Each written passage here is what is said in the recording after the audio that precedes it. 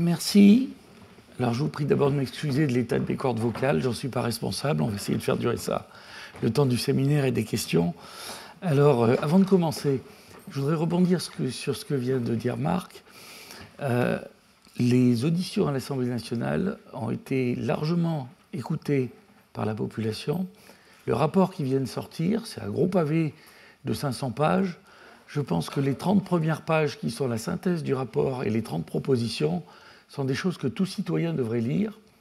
Pour avoir pratiqué la fonction de conseil du gouvernement pendant 6 ans, je sais la propension naturelle des gouvernants à s'asseoir sur les rapports qu'on leur envoie, avec une efficacité assez remarquable. Je pense qu'il serait encore plus grave qu'on s'assoie sur les recommandations de la représentation nationale. Donc je vous invite vivement à demander à vos députés à ce qu'il y ait un suivi annuel des recommandations qui ont été faites. Alors, je vais vous parler de la génération 4 de l'énergie nucléaire. Les transparences sont en anglais, les dessins sont en français et tout mon texte est en français, donc ne vous inquiétez pas. Je me disais que ça pouvait être utile pour des non-francophones qui pourraient éventuellement se trouver dans la salle. L'autre aspect sur lequel je voulais insister, je ne suis pas physicien nucléaire, c'est-à-dire je ne suis pas physicien du noyau, je ne suis pas physicien de la science nucléaire, je suis un spécialiste des matériaux. La physique nucléaire dont je vais vous parler, c'est une physique nucléaire qui est née à peu près à l'époque de Joliot-Curie et de Fermi. C'est une discipline qui est ancienne. Il n'y a pas eu de professeur de physique nucléaire au Collège de France depuis Francis Perrin, et c'est assez normal. Parce que ce dont je vais vous parler, c'est la manière dont on utilise cette science pour produire de l'énergie. Il y a eu des innovations technologiques, mais assez peu d'innovations proprement scientifiques. Alors, je vais vous parler essentiellement de la 4e génération. Vous pourrez me poser des questions sur la 3e, sur celle qu'on a en ce moment, sur comment on reconstruit, etc. J'ai voulu focaliser à la demande de Marc sur la 4e génération, et en particulier un problème qu'on appelle le problème de la fermeture du cycle du combustible. Alors, on va essayer de voir si ça marche. Alors, je vais commencer par vous donner quelques idées simples que je considère comme structurantes sur le rôle de l'énergie nucléaire et sur son caractère plus ou moins durable. Ensuite, j'essaierai de vous parler de différentes solutions qui peuvent être envisageables pour faire ce qu'on appelle fermer le cycle nucléaire, c'est-à-dire à la fois gérer le problème des ressources et le problème des déchets. Alors, je vais commencer par vous raconter des histoires de neutrons en vous parlant de la sagesse de Enrico Fermi. Après, je vous parlerai de la zoologie des réacteurs. J'essaierai de vous montrer quelques options qui sont envisagées et qui correspondent à différentes échelles de temps et différentes échelles de maturité. Quand vous conseillez un gouvernement pour prendre des décisions, en principe, vous devez avoir en tête que ce n'est pas la même chose de mettre en place des technologies pour pouvoir les développer tout de suite, de mettre en place des technologies pour développer un prototype, et de mettre en place des recherches qui permettent de regarder des solutions en rupture à plus long terme. Et je pense qu'un des problèmes majeurs qu'on a vus dans les 30 dernières années, qui ont été définis par le rapporteur de la Commission comme 30 années de divagation dans le domaine de l'énergie, est une confusion des genres entre les différentes échelles de temps. Donc j'essaierai de bien les distinguer. Donc je vous parlerai d'abord des réacteurs à sel fondu. Je vous parlerai, donc en disant que ça c'est une solution qui mérite d'être étudiée. Je vous parlerai de la question du multirecyclage en réacteur à eau pressurisé, qui est une solution ou une pseudo-solution qui est présentée et dont je dis qu'elle doit être analysée avec beaucoup de précaution, parce qu'elle est tellement séduisante que, comme disait Jean Rostand, une vérité qui fait plaisir doit être prouvée 2 fois, mais une crapulerie doit aussi être démontée dès que possible. Le 3e point, je vous parlerai des réacteurs à sodium, des réacteurs à neutrons rapides refroidis au sodium, en vous brossant le portrait de tout ce qu'on a appris dans les 40 dernières années d'études de ces réacteurs-là. Et malheureusement, je serai obligé de faire un petit point sur ce que j'appelle le bis repetita, vous verrez ce que j'entends par là. Et je terminerai par à la fois un historique et une vision du futur. Alors, quelques idées structurantes sur le rôle de l'énergie nucléaire et les conditions de soutenabilité. Alors, il paraît qu'il faut qu'on fasse comme nos voisins. Alors voilà un petit diagramme que je trouve très joli, qui grosso modo vous dit où est-ce que pendant très longtemps nos voisins allemands ont envisagé de viser pour essayer de diminuer leur consommation, leur production d'électricité, leur consommation d'électricité. Et voilà maintenant où ils en sont, parce que quand même ils viennent de réaliser que si je veux électrifier le transport, si je veux électrifier le chauffage, toutes ces choses-là, ça ne va pas se faire comme ça. Donc ce diagramme me semble assez éclairant sur ce qui nous attend. Ça va tout à fait dans le sens que nous a présenté Marc. Alors, celui-là, vous l'avez déjà vu, c'est grosso modo, vous montrez les émissions de CO2 par kilowattheure produit, et vous montrez que c'est assez extraordinaire qu'on ait eu honte de faire quelque chose qui, précisément, était une des meilleures solutions en termes de production d'électricité et en fonction de son impact en termes de CO2. Le troisième point, celui-ci, différents pays. Marc vous l'a aussi présenté, mais c'est juste pour bien positionner les choses. La France est un bon élève. C'est intéressant de voir qu'un bon élève qui a le record d'Europe de basse émission de CO2 par kilowattheure est obligé de payer des amendes parce qu'on n'a pas suivi les injonctions qui nous étaient faites de décarboner une électricité déjà décarbonée. Cherchez l'erreur. Alors, qu'est-ce que c'est que la physique nucléaire dont on a besoin pour concevoir un réacteur ? Essentiellement, un réacteur, c'est une réaction en chaîne, donc de la neutronique, et une machine à vapeur. Donc ça veut dire qu'on a à gérer un problème d'économie de neutrons. Ça, c'est lié à la nature du combustible, c'est lié à la géométrie des assemblages, c'est lié aux modérateurs qui nous permettent d'avoir les neutrons à l'énergie à laquelle on a besoin de les avoir, et je reviendrai sur ce point-là. Et puis, c'est des dispositifs qui permettent d'absorber les neutrons en trop grande quantité. Évidemment, quand on fait ces réactions en chaîne, ce qui se passe, c'est que les éléments qui sont les éléments du combustible, quand ils fissionnent, ça fait d'autres éléments, donc on a une évolution du combustible, et on a des produits de fission, d'une part, mais d'autre part, certains de ces éléments absorbent des neutrons au lieu de se fusionner, et là, ça veut dire qu'on passe au-delà de l'uranium, on va à ce qu'on appelle les transuraniens, donc le plutonium, et puis tout ce qu'on appelle les actinides mineurs. Donc il y a deux problèmes de déchets. Il y a le problème des déchets de fission et il y a le problème des actinides mineurs qui sont obtenus par une absorption de neutrons. J'y reviendrai parce que ça nous permettra de regarder avec un regard critique sur les différentes possibilités de recyclage du combustible. Et enfin, la dernière chose, c'est que c'est couplé à une machine à vapeur. La machine à vapeur devant faire fonctionner des alternateurs. Cette machine à vapeur, ça veut dire qu'il faut extraire la chaleur produite par une réaction nucléaire. Et il faut extraire ça de manière compatible par rapport à la capacité de ralentir ou de ne pas ralentir les neutrons. Une fois que je vous ai dit ça, vous savez tout ce que vous avez besoin de savoir pour savoir comment fonctionne une centrale nucléaire. Alors c'est un peu plus compliqué que ça, mais grosso modo, si j'avais à résumer l'électronucléaire, je dirais que c'est une épicerie à neutrons qui est couplée avec une machine à vapeur. Cette épicerie à neutrons part de combustible et fait des déchets. La machine à vapeur génère de la chaleur ou génère de l'électricité. C'est d'ailleurs une question intéressante de savoir est-ce qu'on doit, dans un réacteur nucléaire, produire uniquement de l'électricité ou est-ce qu'il ne serait pas astucieux d'avoir un cycle de Carnot qui est un peu moins efficace, mais où on rejetterait de l'eau à un peu plus haute température qui produirait de la chaleur. Ça veut dire qu'on aurait un réacteur qui serait halogène et pas simplement électrogène. Alors je vais me focaliser dans le séminaire d'aujourd'hui sur la première partie, l'épicerie des neutrons. Donc vous avez le combustible qui va vous donner des déchets. Toute l'astuce de ce dont je vais vous parler, c'est-à-dire toute l'astuce de la 4e génération, c'est comment à partir des déchets je peux refaire du combustible. Et ce qu'il y a derrière en termes sociétal, en termes politiques, en termes de stratégie, c'est comment est-ce que je peux m'assurer d'avoir les ressources en combustible et comment je peux m'assurer de limiter la quantité de déchets que je produis. Même si j'en produis pas beaucoup, comme le disait Marc, ce pas beaucoup est quand même un peu encombrant. Donc si on peut diminuer le pas beaucoup en question, c'est toujours ça de prix. Alors, le pas beaucoup, mettons quelques chiffres là-dessus. Si vous prenez 1000 kg de combustible, 1000 kg de combustible, vous avez un peu enrichi le combustible, parce qu'il n'y a qu'un seul des isotopes qui est fissile. Donc vous avez l'uranium-235, qui est celui que vous aimez bien, et vous avez l'uranium-238, qui est celui que vous aimez pas. Enfin bon, celui-là, il ne sert pas à grand-chose, mais il est là. Si vous le faites fonctionner pendant 3 ans, ça c'est l'échelle de temps, vous allez vous retrouver avec des produits de fission, à peu près 35 kg, vous allez vous retrouver avec des actinides mineurs, pas beaucoup, 0,8 kg, et du plutonium, une dizaine de kilos. Donc ça veut dire déjà, si vous arrivez à gérer proprement le plutonium, vous avez géré 90% de vos déchets embêtants, de vos déchets à vie longue. Donc ça va vous amener à penser ce qu'on appelle la fermeture du cycle, c'est-à-dire la capacité d'avoir une ressource qui est compatible avec la gestion des déchets. Ça veut dire comment est-ce que je gère le plutonium. Le plutonium est la clé de voûte de l'ensemble. Alors ce que vous avez ensuite, c'est la décroissance radioactive. C'est ce qui vous justifie le fait d'utiliser du stockage géologique profond pour stocker les déchets. Le stockage géologique profond consiste à faire la chose suivante. Vous prenez les déchets qui vous embêtent, c'est-à-dire essentiellement les déchets qui sont issus du combustible. Ces déchets-là, vous les confinez dans un verre. Ce verre, vous le mettez dans un conteneur en acier inox. Ce conteneur en acier inox, vous le mettez dans un tunnel en béton.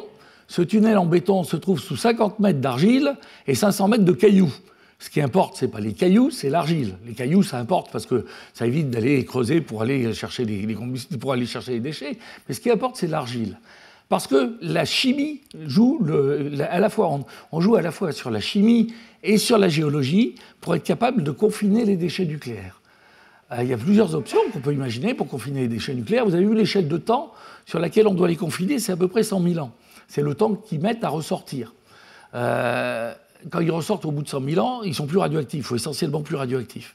Alors maintenant, si vous prenez ça du point de vue de l'ingénieur, un truc sur 500 ans, je sais faire.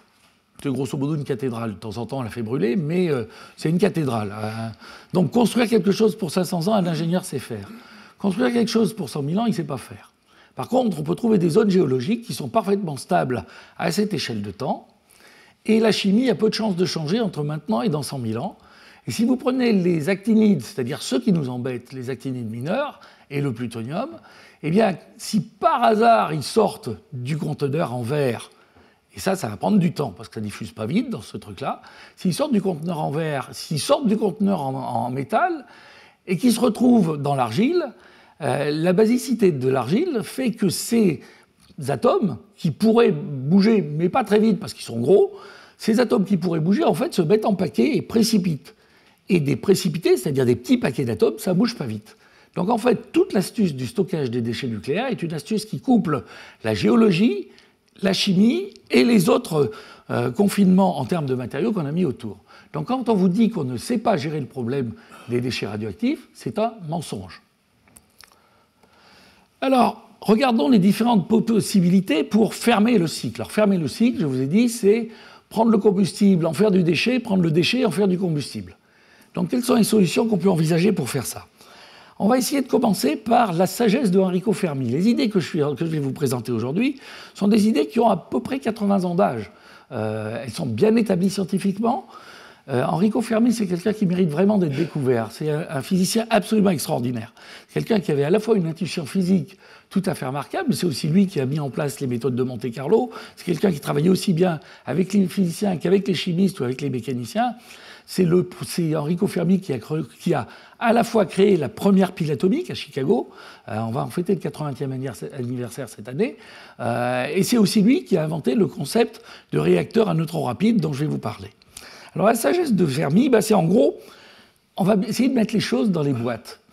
Dans les éléments, il y a des tas d'éléments dans la table de Mendeleïev qui sont ennuyeux. Mais il y a quelques éléments qui ont une caractéristique, c'est d'être soit fissile, soit fertile. Alors un élément fissile, c'est un élément qui peut subir une fission quand il capture un neutron. Donc il y a un neutron qui le bombarde, paf, il casse en morceaux, on se retrouve avec des produits de fission. Et le seul élément qui est capable de faire ça, en fait, c'est l'uranium, c'est un isotope de l'uranium qui est l'uranium 235. L'uranium 235 qui est à peu près 0,7% de l'uranium naturel. Donc vous êtes dans une situation où finalement la ressource n'est pas si énorme que ça, parce que l'uranium que vous avez, il n'y en a qu'une toute petite partie qui est capable d'être fissile. Un élément fertile, c'est un élément qui peut devenir fissile quand il sait absorber un neutron. Donc typiquement, si je prends l'uranium 238, celui qui ne sait rien faire, s'il s'absorbe un neutron, ça devient du plutonium. Et ce plutonium devient lui-même cet isotope du plutonium, le 239, cet isotope est fertile. On peut avoir de la même manière, à partir du thorium, on vous parle souvent de la filière thorium, à partir du thorium, vous pouvez créer de l'uranium 233, qui lui aussi est fissile. Alors, si vous regardez un neutron qui est issu de la fission, ces neutrons sont en général rapides. Et quand ils sont rapides, en fait, ils interagissent assez peu avec les autres éléments du combustible. Donc ça veut dire qu'ils ne vont pas réussir à casser efficacement l'uranium 235. Donc pour gérer ça, on est obligé d'enrichir le combustible. C'est pour ça fallu faire des usines d'enrichissement qui parlent de beaucoup d'uranium-238, un chouïa d'uranium-235, et je mets un peu plus d'uranium-235. Ça n'a pas été du gâteau d'un point de vue scientifique et technique, parce que la caractéristique de deux isotopes du même atome, c'est qu'en fait, ils sont chimiquement très proches. Donc pour les séparer, il faut soit avoir une chimie séparative qui est extraordinairement subtile, soit avoir des techniques d'ultracentrifugation, et c'est les techniques qui avaient été mises en place par Georges Besse à l'usine de Pierre Latte, je crois. Alors, si vous regardez, si vous voulez rendre efficace l'interaction des neutrons avec l'uranium-235, sans être obligé de trop l'enrichir, alors pourquoi on n'aime pas trop l'enrichir? Parce que quand on l'enrichit trop, eh bien, on se retrouve dans la zone dans laquelle on fabrique des réacteurs qui sont des réacteurs de propulsion nucléaire. Réacteur de propulsion nucléaire, c'est généralement pas pour faire marcher des pédalos, donc ça veut dire que c'est hautement contrôlé au niveau des accords internationaux. Et ça, c'est une autre chose qu'il faut que vous ayez en tête, c'est que l'ensemble des décisions qui doivent être prises sont des décisions qui sont à la fois des décisions de nature scientifique, de nature technique, de nature économique, de nature industrielle, mais aussi de nature géopolitique. Alors, si on ralentit les neutrons, comment est-ce qu'on ralentit les neutrons? Eh bien, c'est un peu comme quand vous jouez aux billes. Si vous avez des toutes petites billes et des boules de pétanque, si vous avez ces billes qui cognent contre les boules de pétanque, elles ne vont pas perdre beaucoup de vitesse. Si par contre vous avez des billes qui cognent sur des trucs qui sont de très petite taille, eh bien vos billes vont pouvoir transmettre de l'énergie cinétique à ces trucs de très petite taille, et si elles transmettent de l'énergie, elles ralentissent. Donc en fait, toute l'astuce, c'est d'avoir des modérateurs qui en fait sont faits d'éléments légers, et ces éléments légers permettent de ralentir les neutrons. Et quand on ralentit les neutrons, on se retrouve avec une section efficace d'interaction qui est plus grande, donc ils sont plus efficaces pour fissionner le 235, l'uranium-235. Mais le malheur, c'est qu'on augmente aussi la capacité d'absorption, c'est-à-dire que vous allez prendre de l'uranium-238 et vous allez vous retrouver avec du plutonium, le plutonium que vous n'aimez que si vous voulez faire des bombes atomiques. Et vous allez vous retrouver avec du plutonium qui va encore se reprendre des neutrons ralentis. Et là, on va créer de plus en plus de ces actinides mineurs qui ont des durées de vie très longues. Donc vous sentez que si vous avez quelque chose, si vous voulez être efficace dans l'usage des neutrons, vous devez les ralentir. Mais le fait de ralentir les neutrons vous crée des déchets. Donc ça, c'est un peu cette schizophrénie qu'on essaye de résoudre dans le problème dans les solutions de la quatrième génération. Alors, une fois qu'on a commencé, on a fait la première bêtise qui a été d'arrêter Superphénix, l'emplâtre sur une jambe de bois, ça a été de dire, bon, bah, on va quand même essayer d'utiliser un peu mieux le combustible, et c'est là qu'on a développé ce qu'on appelle les combustibles MOX. Donc, les combustibles MOX, c'est de prendre le plutonium-239 qui est fissile, de le séparer du combustible usagé, et de le remettre dans un nouveau combustible. Et comme ça, on peut faire quelque chose qui, d'une certaine manière, permet de refaire un tour dans les réacteurs à neutrons lents. Mais quand vous faites ça une fois, je vais vous expliquer que ça marche beaucoup moins bien après. Alors, toujours quelques idées simples sur la physique nucléaire. Si les neutrons ne sont pas ralentis, ce qu'on a, c'est que le plutonium-239 n'est pas dégradé, et l'uranium-238 génère du plutonium-239. Le combustible formé de plutonium-239 et d'uranium-238, vous vous souvenez, le 238, c'est le truc dont on ne sait pas quoi faire. Eh bien, vous mettez du plutonium-239 et du plutonium-238, eh bien, vous pouvez l'utiliser dans un réacteur à neutrons rapides, c'est-à-dire avec des neutrons qui vont vite, qu'on n'a pas ralenti. Vous pouvez l'utiliser dans un mode qu'on appelle un mode surrégénérateur, c'est-à-dire que vous allez créer plus de plutonium, ou un mode isogénérateur, vous consommez autant de plutonium que vous en produisez. Vous pouvez même imaginer de faire un mode sous-générateur qui permet de brûler le plutonium. Ça met des plombes. Donc en fait, qu'est-ce que je suis en train de vous dire? Le plutonium dont je vous ai dit que c'était un déchet, ça devient une ressource. Je peux en fabriquer plus, ça veut dire que je peux fabriquer plus de cette ressource pour faire plus de réacteurs. Si je veux garder les neutrons rapides, bien évidemment, il faut que je fasse bondir les neutrons contre des éléments qui sont lourds. C'est ce que je vous disais tout à l'heure. Et parce que quand c'est ma bille qui rebondit sur la boule de pétanque, alors je ne peux évidemment pas le faire sous l'eau. Alors ça, c'est un peu embêtant, parce que l'eau, c'est quand même une manière très efficace d'extraire la chaleur. Donc il faut que j'extrais la chaleur par quelque chose d'autre que l'eau, qui ne ralentisse pas les neutrons. Et c'est pour ça que les réacteurs à neutrons rapides sont des réacteurs qui sont refroidis au sodium et au plomb, parce que ce sont deux métaux qui sont en point de fusion relativement bas. Donc, l'idée des réacteurs à neutrons rapides, que je viens de vous esquisser ici, et c'est la seule physique nucléaire dont je vais vous parler pendant ce séminaire, l'idée des neutrons rapides date de Fermi, de la même manière que la construction du premier réacteur atomique. Alors, maintenant, on vous parle de tout un tas de réacteurs. Alors, je vais vous montrer un diagramme que j'aime bien, c'est l'arbre phylogénétique des réacteurs. Il y en a toute une zoologie.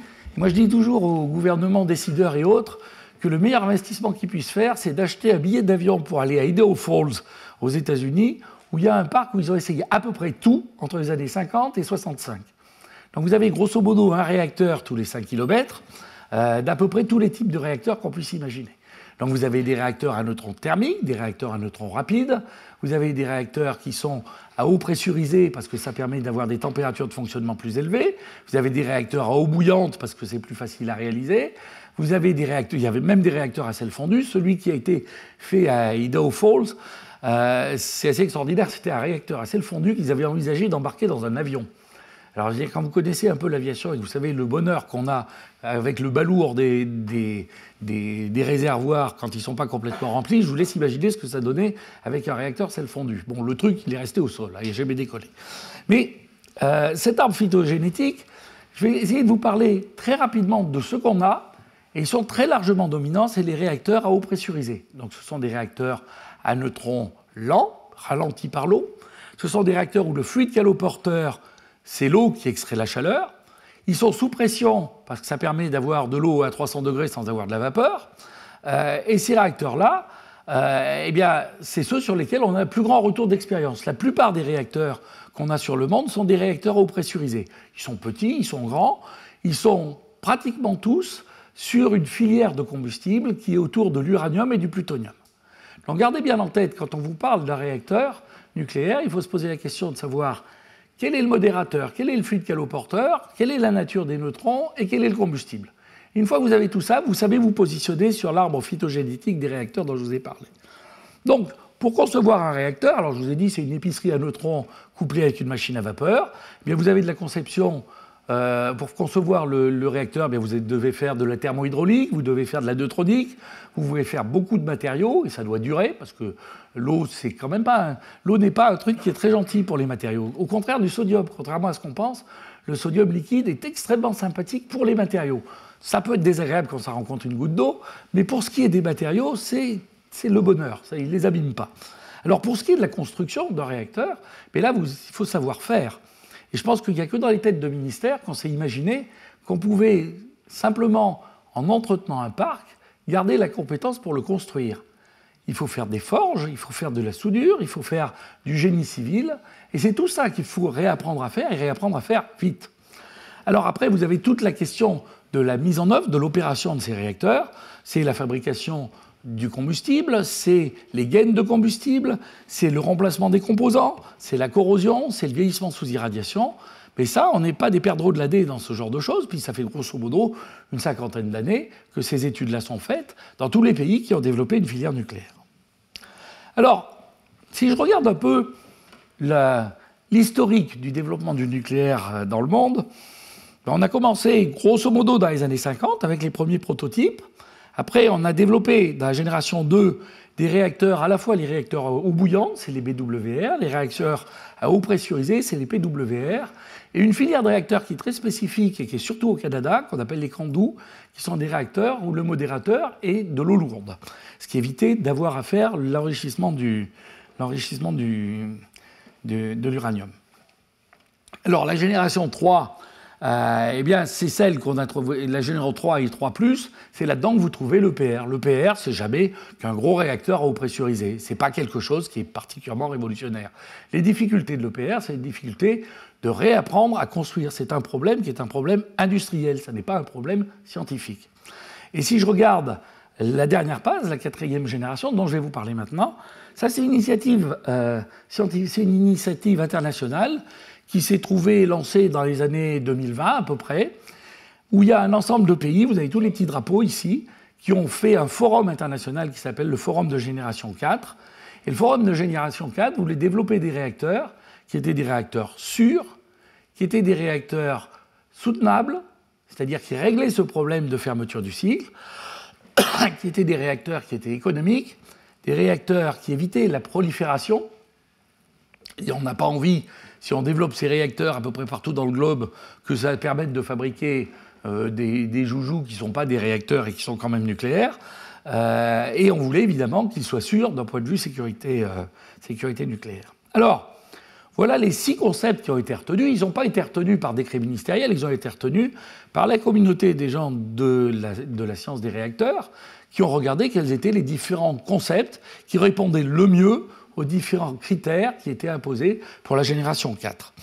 Donc vous avez le réacteur rapide refroidi au sodium, le réacteur rapide refroidi au plomb, les réacteurs rapides refroidis au gaz, les réacteurs à très haute température, les réacteurs à eau supercritique et les réacteurs à sel fondu. Alors, le choix des différents pays a été de dire, bon ben voilà les 6 réacteurs qui ont été retenus, moi je choisis de mettre des billes dans celui-là. Donc là, vous avez le choix qui a été fait par les différents pays de dire, je vais faire de la R&D dans tel et tel réacteur. Donc la France, de manière pas surprenante, compte tenu du fait qu'on avait une longue expérience dans les réacteurs à sodium, avait choisi le réacteur à sodium, le réacteur à neutrons rapides refroidi au sodium, comme la tête de proue de sa génération 4. Alors, donc, je vais vous parler maintenant plutôt du réacteur à sodium, mais pas tout de suite. Parce que ce qui me semble important, alors j'aime beaucoup citer ce texte-là, l'amiral Rickover, qui a dirigé la propulsion nucléaire aux États-Unis pendant à peu près 70 ans, je crois, ou 60 ans. Il est mort quasi centenaire. C'est un type assez extraordinaire. Et il disait cette différence entre un réacteur académique, c'est un réacteur qui est simple, qui est petit, qui est pas cher, qui est léger, qu'on peut fabriquer très rapidement, qui est très flexible et qui nécessite très peu de développement. Et il utilise essentiellement des trucs qui sont sur étagère. Ça, c'est le réacteur de papier. C'est le réacteur qu'on peut imaginer dans tous les départements de nuclear engineering du globe. Et maintenant, l'amiral Rickover disait, ben, de notre côté, quand on veut vraiment fabriquer le réacteur et pas faire un presse-papier, eh bien, ça met du temps, c'est toujours en retard, ça date des années 50, hein, c'était ce texte de l'amiral Rickover. Ça demande un très grand nombre de développements sur des choses aussi triviales que ben, la tuyauterie, la plomberie, la corrosion, etc. Il est en général très cher. Ça prend du temps à construire parce qu'on a des problèmes de développement d'ingénierie qui ne sont pas triviaux, et puis les gros, et puis les lourds, et puis les compliqués. Donc tout ça pour vous dire que tous les gens qui vous disent « Ah, j'ai une idée géniale, je vais vous faire une super série de transparents version McKinsey pour vous présenter des SMR, mais oui, donnez-moi des sous, je vais savoir faire », vous avez 9 chances sur 10 de penser qu'ils sont en train de vous truander. Ça veut dire qu'il faut vraiment regarder le diable dans les détails. Ça ne veut pas dire qu'il ne faut pas prendre ces initiatives, mais il faut se poser un certain nombre de questions qui sont des questions aussi ancillaires que de savoir des questions de plomberie, des questions de tuyauterie, des questions de corrosion, des questions de disponibilité du combustible, des questions de recyclabilité du combustible à la fin. Alors ça m'amène à cette image qui peut vous sembler un peu simple, mais qui à mon avis est une grille de lecture assez saine des décisions à prendre quand on a à se poser la question du déploiement d'une filière de réacteurs. Il faut distinguer les technologies qui sont disponibles des technologies qui ont déjà des prototypes et de technologies qui sont des technologies en rupture. Quand vous avez besoin de déployer quelque chose rapidement, il faut utiliser des technologies qui sont disponibles. Et c'est pour ça que si on doit renouveler le parc électronucléaire français, il faut s'appuyer sur la filière avérée qui est la filière des réacteurs à neutrons thermiques avec un cycle de combustible qui est le cycle uranium-plutonium. Si vous voulez préparer la suite, c'est-à-dire industrialiser quelque chose que vous avez déjà bien étudié, vous avez déjà fait des prototypes, mais ça, d'une certaine manière, c'est pour demain, eh bien, typiquement, c'est ce qu'il va falloir faire pour développer des réacteurs qui vont vous permettre de fermer le cycle. Donc, la logique dans le programme électronucléaire français, c'est de dire j'assure le vieillissement du parc existant, je renouvelle le parc essentiellement avec des réacteurs à eau pressurisée qui s'appuient sur les technologies que je connais, et je commence à développer des réacteurs à neutrons rapides qui me permettent de fermer le cycle du combustible, c'est-à-dire de gérer le plutonium comme une ressource et plus comme un déchet. Ça me permet aussi de gérer, soit dit en passant, tout l'uranium-238, dont autrement je ne sais pas quoi en faire. Donc, et puis maintenant, vous pouvez dire les technologies de rupture. Et étant scientifique, vous pensez bien que je ne vais pas vous dire qu'il ne faut pas étudier celles-là. Mais ça veut dire qu'elles ne sont pas dans un état de maturité qui nécessite de les déployer tout de suite. Et vous avez typiquement les réacteurs à sel fondu. Les réacteurs à sel fondu sont un concept extrêmement séduisant dont je vais vous parler. Mais ce concept-là nécessite des études, notamment sur la capacité des matériaux à supporter quelque chose d'aussi désagréable qu'un fluorure de thorium. Eh bien, ça ne va pas se faire comme ça. Donc ça veut dire qu'il faut développer plutôt des boucles d'analyse des matériaux pour construire le réacteur plutôt que de développer le réacteur tout de suite. De la même manière, si vous pensez à la fusion, alors j'ai toujours tendance en plaisantant, mais ça ne veut pas dire, on m'interprète souvent de travers, ça ne veut pas dire qu'il ne faut pas étudier la fusion, mais je dis la fusion résoudra nos problèmes d'énergie quand les voyages intergalactiques résoudront nos problèmes de surpopulation. Ça sera sûrement vrai à un moment, mais ce n'est pas vrai tout de suite. Donc ça veut dire qu'il faut l'étudier, mais il faut l'étudier comme une technologie en rupture dont le déploiement n'est pas pour aujourd'hui. Alors, je viens maintenant à la fermeture du cycle, qui est le cœur de la réflexion que j'ai essayé de vous présenter. Voilà un cycle typique d'un réacteur à eau légère et à eau pressurisée. Donc typiquement, les réacteurs qu'on a chez nous, nos 58 réacteurs, étaient comme ça. Donc vous avez votre combustible que vous fabriquez en enrichissant l'uranium, mais pas trop. Donc vous avez rajouté un petit peu plus d'uranium-235, et puis cet enrichissement, vous le passez dans le réacteur, puis vous vous retrouvez avec un combustible usé. Alors généralement, on ne l'a pas usé assez. Et là, vous voyez un truc qui est aussi assez tordu, c'est que la raison pour laquelle on arrête avant d'avoir usé tout l'uranium-235, c'est qu'en fait, les tubes qui contiennent ce combustible sont des tubes qui sont en zirconium. Pourquoi en zirconium? Parce qu'ils sont transparents aux neutrons. Souvenez-vous que tout ça, c'est une histoire d'épicerie à neutrons. Ils sont transparents aux neutrons, mais manque de bol, ils se corrodent. Donc ça veut dire ce qui va garantir, qui va donner la durée de vie des combustibles, eh bien ça va être la durée de vie de la gaine du combustible. Alors ça, c'est la première chose. Deuxième chose, une fois qu'on a du combustible usé, toute l'idée des réacteurs à neutrons rapides dont je vais vous parler, c'était de prendre ce combustible usé et de le faire fonctionner dans des réacteurs à neutrons rapides. Quand on a commis la bêtise d'arrêter la filière à neutrons rapides, il y a eu une idée qui a été de se dire, ce que je vais peut-être faire, c'est, grosso modo, je ne vais pas perdre sur toute la ligne, donc je vais rajouter du plutonium dans le combustible usé, je vais appeler ça du MOX, et ce MOX, je vais lui faire un deuxième tour dans le réacteur. Alors maintenant, si je regarde le réacteur à neutrons rapides, et là c'est beaucoup plus simple sur le dessin, c'est-à-dire vous fabriquez votre fuel, vous le faites passer dans le réacteur à neutrons rapides, et puis vous faites du multirecyclage. Et le multirecyclage fonctionne parce qu'à chaque fois que vous le refaites passer dans des neutrons rapides, vous n'êtes pas en train de bousiller votre plutonium, vous n'êtes pas en train de créer des actinides mineurs qui vous embêtent, c'est-à-dire tout ce qui se passe, si vous essayez de faire ça dans un réacteur à neutrons lents, vous allez vous retrouver à bousiller le plutonium, qui est une ressource, vous allez en faire un déchet, et vous allez réussir à faire des combustibles qui vont être beaucoup plus irradiés, qui vont être beaucoup plus difficiles à gérer en aval, et qui vont être beaucoup plus difficiles à gérer dans le parc. Alors ça m'amène aux trois options dont je voulais vous parler. La première, c'est l'option « j'ai envie de l'étudier », qui est l'option réacteur à neutrons, les réacteurs à neutrons rapides à sel fondu. J'ai envie de l'étudier parce que ça me semble une solution intéressante, et en particulier quand ça utilise une filière qui est une filière au thorium, parce qu'il y a beaucoup plus de thorium que d'uranium. Mais ce n'est pas une solution qui est immédiatement déployable à cause de ces problèmes de difficulté de réaction du sel fondu avec les matériaux de structure. Donc voilà le principe. Alors c'est assez joli en principe. L'idée est assez chouette. C'est de dire je fais un combustible qui est non pas un combustible solide, comme dans les réacteurs classiques, mais qui est un combustible qui est un sel fondu. Ça veut dire qu'en gros, je peux le nettoyer au fur et à mesure que je l'utilise. C'est-à-dire que je ne suis pas obligé de ressortir les trucs, de les passer dans l'usine, de faire fonctionner cette usine pour séparer les isotopes qui ne me plaisent pas, etc., etc. Je le fais directement. Alors ça ressemble un peu à du yak à faucon. C'est-à-dire que vous avez un combustible liquide qui est à la fois dans le réacteur, donc là vous avez votre usine nucléaire, puis vous avez juste à côté l'usine qui est l'usine de reprocessing du combustible liquide. Alors ça, c'est beau comme l'antique, quand on le dit comme ça, Mais à part que c'est beaucoup plus facile de faire de la plomberie et de la tuyauterie avec de l'eau que de faire de la plomberie et de la tuyauterie avec des réacteurs, avec des sels fondus. Donc vous allez avoir un certain nombre de problèmes qui vont se poser. Alors il y a tout un tas de réacteurs à sel fondu qui ont été imaginés. Ils sont très faciles à mettre sur le papier.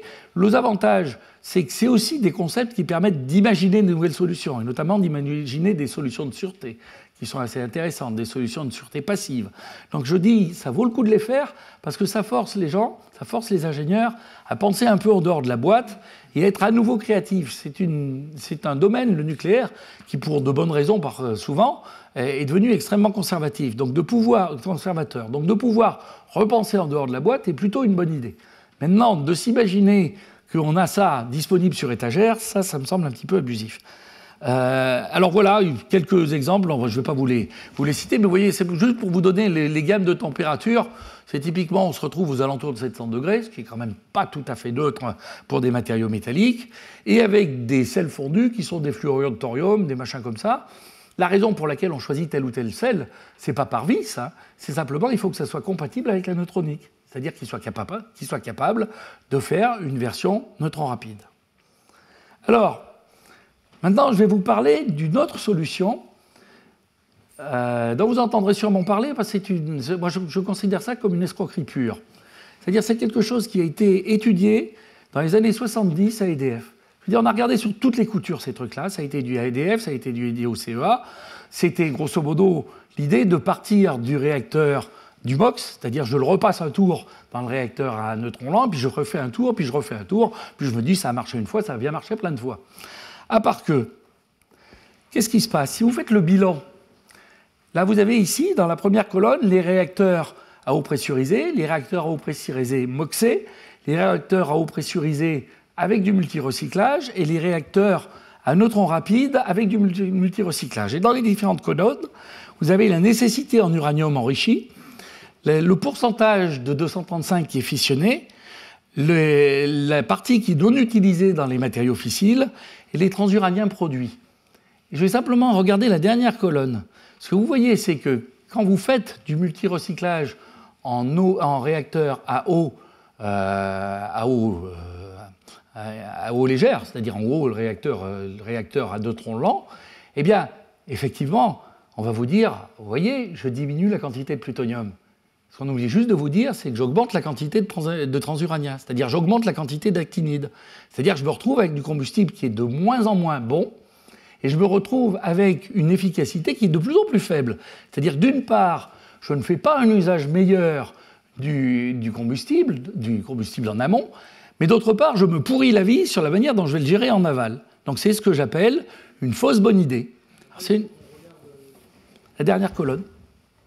C'est-à-dire tu regardes les dernières colonnes, c'est les transuraniens produits et le plutonium produit. Alors, dans le PWR et du multirecyclage, on ne produit pas de plutonium, mais on augmente la quantité de transuraniens. C'est-à-dire on augmente la quantité d'éléments aussi sympathiques que le curium, le neptunium, l'américium, enfin tous ceux qui pourrissent la vie.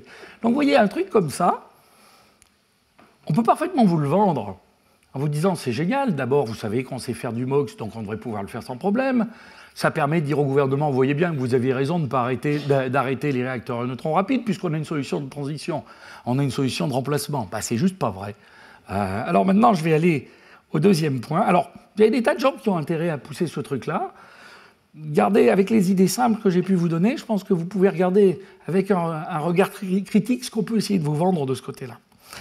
Alors maintenant, je vais vous parler d'un exemple à construire, c'est-à-dire le réacteur refroidi au sodium liquide.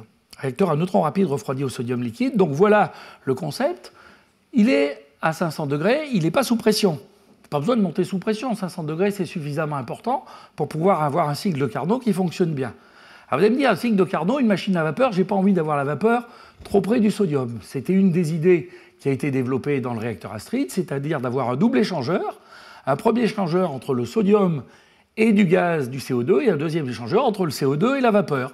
Ce qui fait qu'il n'y avait jamais de contact entre l'eau et le sodium. Et il y a tout un tas de choses qui ont été faites entre Superphénix et le projet Astrid. Ça n'a pas percolé jusque dans les neurones du gouvernement, ce truc-là. Donc, vous aviez... et d'autre part, je vous ai dit que le sodium lui-même est un matériau qui est extrêmement sympathique un liquide qui est extrêmement sympathique pour les métaux constitutifs, donc ça veut dire que les problèmes de corrosion sont bien moindres que les problèmes de corrosion que vous avez dans les réacteurs à eau pressurisée. Alors, ça existe. Alors, je vais revenir tout à l'heure quand je vous parlerai de l'historique. Je vais revenir sur ce qui a été fait en France. Et là, pour vous montrer le développement des réacteurs à neutrons rapides refroidis au sodium en Russie, vous voyez que on a des réacteurs qui vont jusqu'à 1200 MW, qui sont actuellement en développement. Vous avez déjà 5 réacteurs comme ça. Les Chinois ont lancé un réacteur à neutrons rapides le mois même où nous avons arrêté le projet Astrid. Intéressant. Si vous prenez Bill Gates, le concept de TerraPower, Bill Gates passe quand même pas pour être une brêle. Je veux dire, le gars, il réfléchit pas mal. Le concept de TerraPower s'appuie sur les études qui ont été faites en France entre les années 70 et 80 dans les neutrons rapides. Et pourquoi Bill Gates va de ce côté-là ? C'est simple. C'est qu'exactement pour la raison que disait Marc tout à l'heure, le nucléaire va probablement se développer dans les années à venir, simplement parce qu'on va avoir besoin d'électrifier notre économie. Et que si on a besoin d'électrifier notre économie, la quantité d'uranium disponible sur la planète pour faire ça n'est pas suffisante. Nous, l'uranium qu'on a en réserve, grosso modo, on peut imaginer d'avoir à peu près 100 ans d'autonomie si toutes les filières d'électronucléaire se développent sur la planète. Alors maintenant, si par contre vous passez au réacteur à neutrons rapides, vous passez de 100 ans d'autonomie à plus de 1000 ans d'autonomie. Donc ça veut dire que là, vous êtes dans une situation où vous avez une ressource qui est beaucoup plus importante et une gestion des déchets qui est beaucoup plus facile. Alors, et donc pourquoi Bill Gates est là-dedans ? Parce qu'il a parfaitement compris que cette technologie, c'est la clé de voûte d'un nucléaire soutenable. Ce qui est triste, c'est que cette idée-là, elle avait été comprise d'abord par Fermi, il y a 80 ans, mais en France, elle avait été comprise par quelqu'un dont je vais vous parler un peu plus tard, qui s'appelle Georges Andriès, qui avait exactement vu en quoi les neutrons rapides étaient stratégiques pour un pays qui n'avait pas de ressources et qui avait de forts besoins en énergie. Alors, de la même manière, les Russes ont développé, chose qu'on n'a pas encore assez fait en France, ils ont développé toute une filière industrielle de fabrication du combustible pour les réacteurs à neutrons rapides. Bis repetita, non placent. Une expérience récente, celle que j'ai pu vivre en tant que haut-commissaire pendant 6 ans, qui ont une des raisons qui m'ont fait partir. Je vous donne 2 extraits des rapports rendus en 2017 au gouvernement. La fermeture du cycle du combustible est une condition indispensable au développement d'un nucléaire durable, assurant une gestion rationnelle de la ressource combustible et des déchets. Le réacteur à neutrons rapides refroidi au sodium reste la solution de référence pour assurer la fermeture du cycle. La non-fermeture du cycle poserait des problèmes majeurs dans la gestion des déchets nucléaires.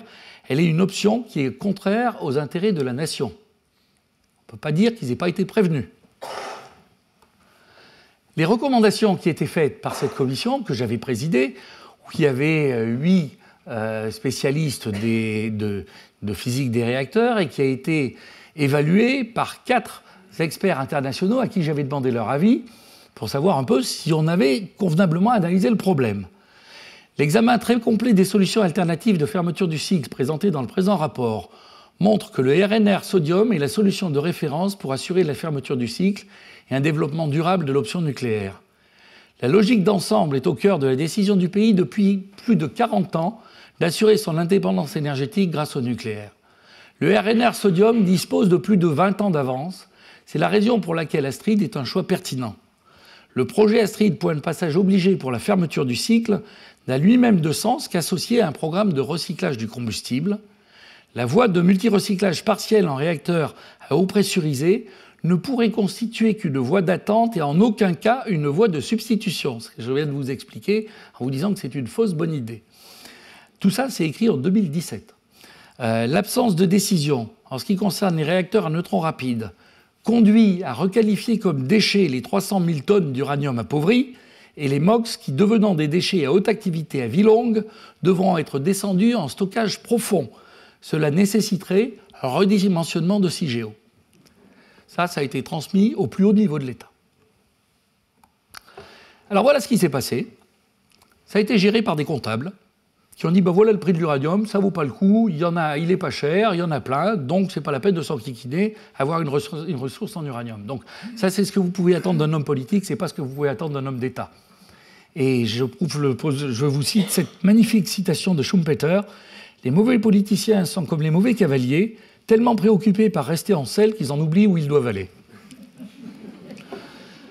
Alors maintenant je vais terminer en faisant un petit peu d'histoire et en vous parlant un peu du futur.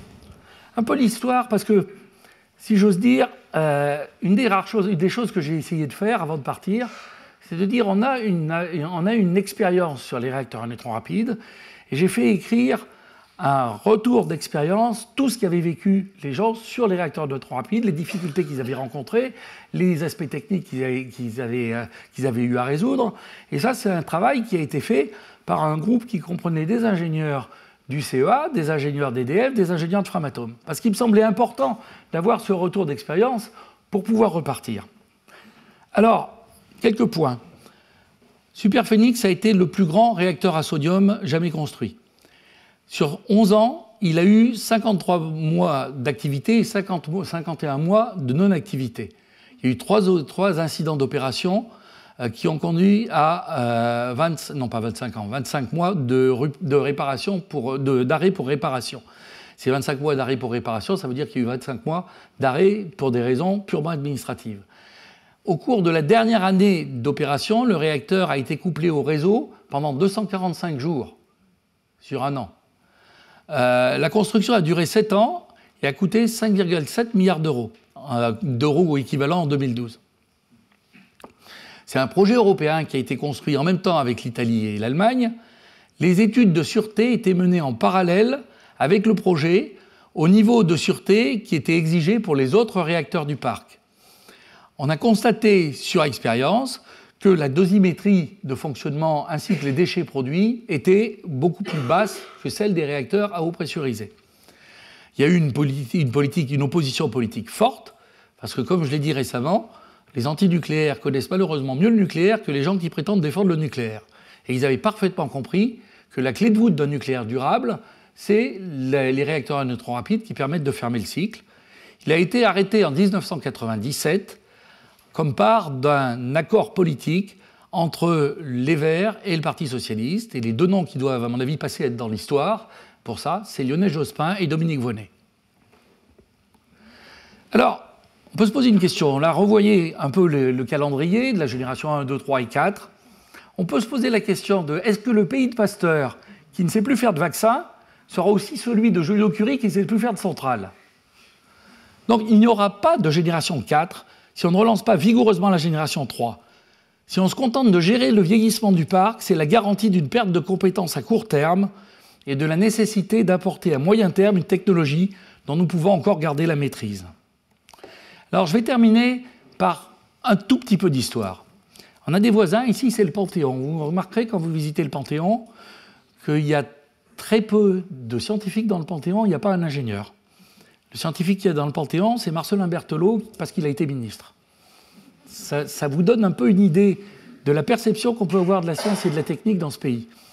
Le dernier qu'on a envisagé de faire entrer au Panthéon, je pense qu'il aurait été un symbole magnifique, c'était Diderot, qui était l'héritier des Lumières, qui était un remarquable écrivain, et qui était aussi quelqu'un qui était passionné de science et de technique. On n'a pas jugé digne de rentrer.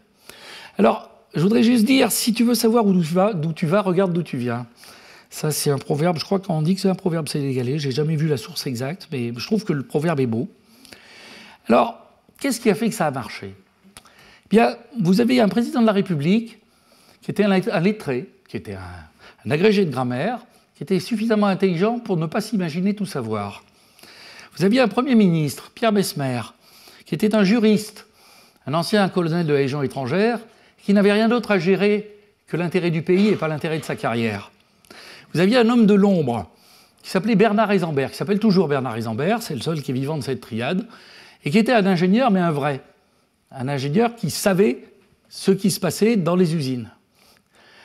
Vous aviez de l'autre côté un tissu industriel absolument remarquable, avec quelqu'un qui est toujours vivant, qui pour moi rentre dans la catégorie des très très grands serviteurs de l'État, qui est Marcel Boiteux, qui était le patron d'EDF, et qui a eu le cran de dire à l'époque qu'il valait mieux développer pour le pays une filière à neutrons thermiques qui était éprouvée et qui était la filière à eau pressurisée, qui était la filière de Westinghouse. Donc on a acheté la licence de Westinghouse et on l'a francisée, plutôt que de partir sur la filière à graphite gaz, qui était la filière française, développée au CEA, mais qui ne pouvait pas passer à l'échelle, parce que pour pouvoir extraire plus de chaleur, il fallait faire passer le gaz plus vite et en user le graphite.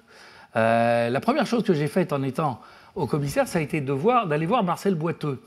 Et je me suis dit, envoyer à Marcel Boiteux qu'on pouvait... C'était pas la peine d'avoir un service de stratégie, il suffisait de ramener Marcel Boiteux à EDF, et ça suffisait. Il avait largement plus de 90 ans à l'époque. En plus de Marcel Boiteux, vous aviez Georges Besse. Georges Besse, qui est le monsieur qui a développé l'usine d'enrichissement de Pierre Latte. Alors, soit dit en incidence, Georges Besse a été assassiné par des terroristes et l'appartement de Marcel Boiteux a été plastiqué. C'est vous dire un peu où peut mener le fanatisme. D'autres personnes, Jean-Marc Lény, qui était le patron de Framatome, et Michel Hugues. Michel Hugues est mort il y a 3 ans. Michel Hugues est le grand organisateur de toute la construction du parc.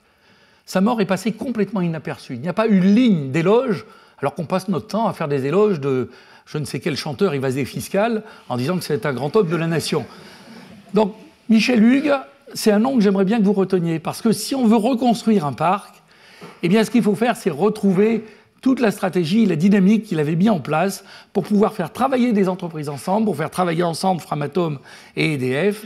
Et c'est ça qui a permis de le faire. Mais derrière ça, et ça sera un autre exemple qui me semble intéressant, il y avait un organisme qui s'appelait le CEA. À la tête du CEA, vous aviez un grand ingénieur, un vrai, qui s'appelait André Giraud. Comme haut-commissaire à l'énergie atomique, vous aviez un grand physicien qui s'appelait Jean Teillac. Puis vous aviez, à l'étage en dessous, vous aviez Jules Horowitz, qui s'est occupé de tous les réacteurs à eau pressurisée et les réacteurs d'études. Alors Jules Horowitz, je n'ai pas eu la chance de le connaître, mais il avait dans son bureau un tiroir où, quand on lui proposait de créer un réacteur, il sortit du tiroir une feuille de papier où il y avait quelques ordres de grandeur et disait bon, il faut le dimensionner comme ci, comme ça et comme ça. Donc ça, c'est assez extraordinaire. Et puis vous aviez un monsieur qui est maintenant très injustement oublié, qui est Georges Vandriès. Et c'est pour ça que je voulais vous en parler. Georges Vandriès, c'est le père des réacteurs à neutrons rapides en France. Alors, Georges Vandriès, j'ai fait réaliser, c'est une chose dont je suis très fier, j'ai fait réaliser un volume d'hommage à Georges Vandriès par les gens qui ont travaillé avec lui.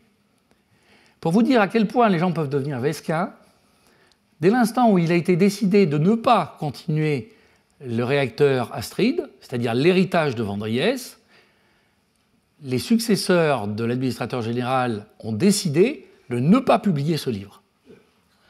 Le livre a été publié sur le site des retraités du CEA. Vous pouvez le trouver là-dedans. Vous voyez ce que c'est qu'un très grand ingénieur qui a été l'honneur de ce pays.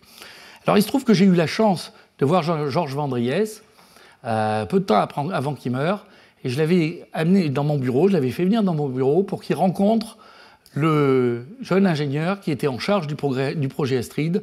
Et je crois que c'est une des choses les plus émouvantes et les plus superbes que j'ai eu à faire, que de voir ce passage de flambeau entre deux très grands ingénieurs.